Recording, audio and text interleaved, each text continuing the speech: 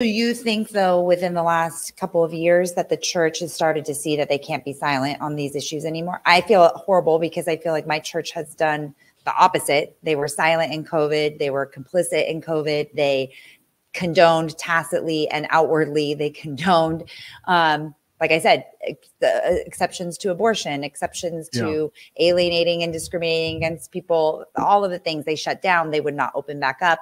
I had to leave my church that I was attending and had a big falling out with them about, you're supposed to be the beacon of hope and to be the bedrock and the that rock in the storm. And you are not doing that for people who need you most right now. So we had a lot of regression in the Catholic Church, but you're saying that in the Christian churches, you're seeing the opposite happening. Because I mean, we see Rob McCoy, we see Jack Hiz, we see Pastor John Randall, Calvary South OC. Like we see a lot of them now, Rick Brown standing up to COVID mandates and to that. And I have seen them help us with these human rights and parental rights and then child, human rights issues. So it's the opposite is happening in your neck of the woods. That's the irony is, there's a great restructuring happening a lot of these churches that stood up. They lost all the bad people and then they found all the good ones. And so I think there is,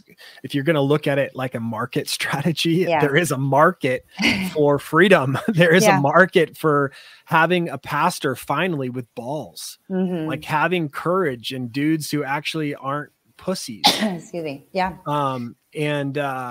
Sorry about my French. I mean, but this is like the other thing. It's like the guys, they just don't have a place because we've been so feminized. Well, I mean, it's both physical by the foods that we eat, by the water that we drink, that the things that they spray on us.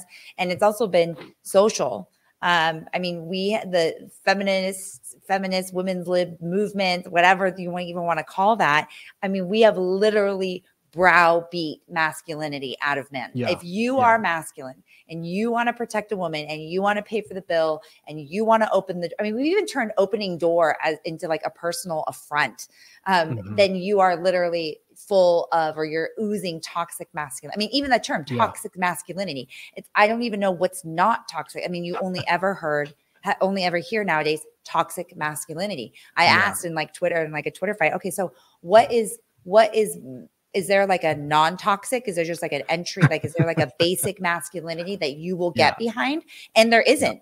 There's either toxic masculinity or you're not, or a complete emasculation, which is why, and that was part of the whole agenda, right? That was, in my opinion, birth control, women's liberation, sexual revolution, all of this. You can do whatever you want as a woman. You can have whatever job you want. You can have sex with whoever you want.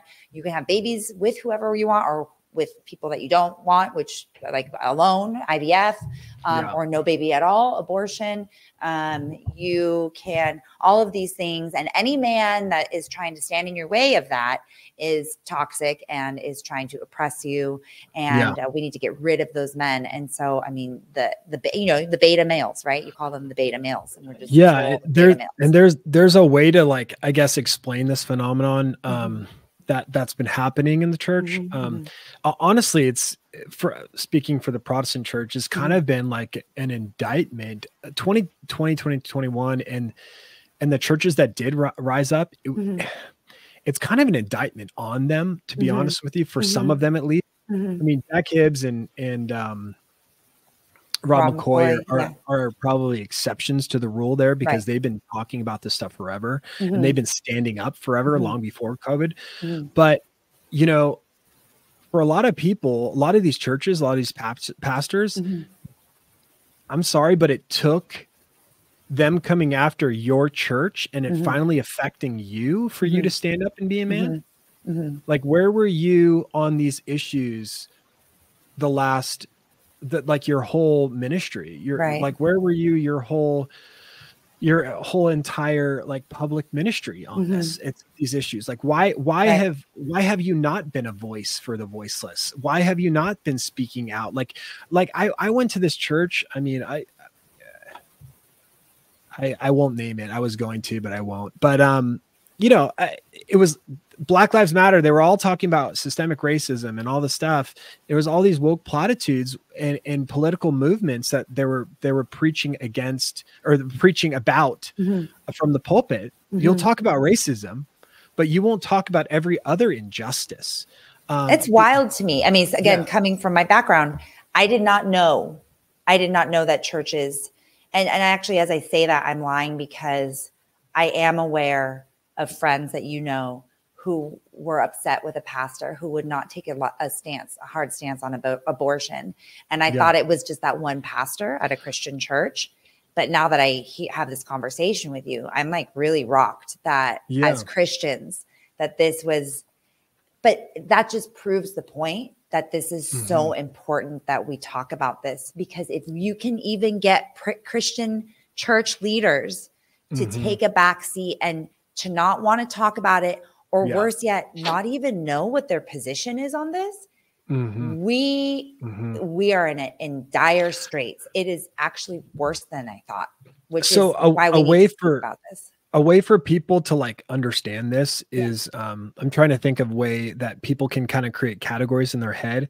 So God created 3 institutions that are supposed to run the world. Okay.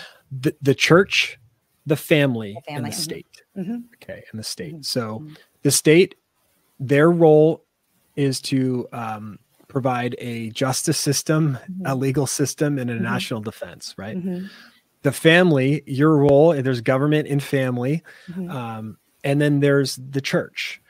And so many pastors didn't stand up and start speaking out against the evil in society until it started affecting their sphere of authority. Right. And so like, I love John MacArthur. I went to his college. He's amazing, but he didn't wake up, to be honest with you. He was always the one completely punting any political issue and our engagement. A lot of this pietistic statements, and this goes a long way. We can do a whole podcast on that. We probably will. But he really didn't come out against all the evil and speaking out against it from a political perspective and telling churches or Christians to resist the government until it started affecting his church. And so the issue that you need to realize is God is over all of it, right? God isn't just over this little sphere of the church. He's over the sphere of family. He's over the sphere of government.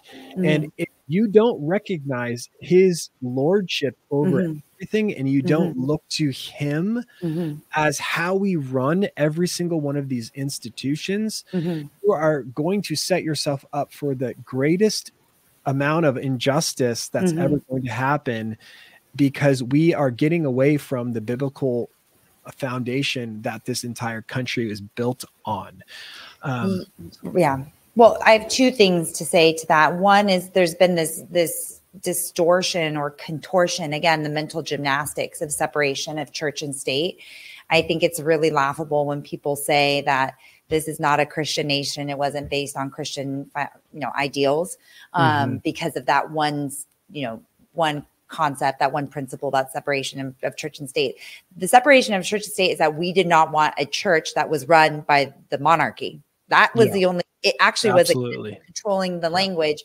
It was to prevent that from happening. It wasn't to tell the churches that they couldn't participate or have opinions on state issues, because, like you said, there actually is no church and state. We just didn't want the church to be run by the state.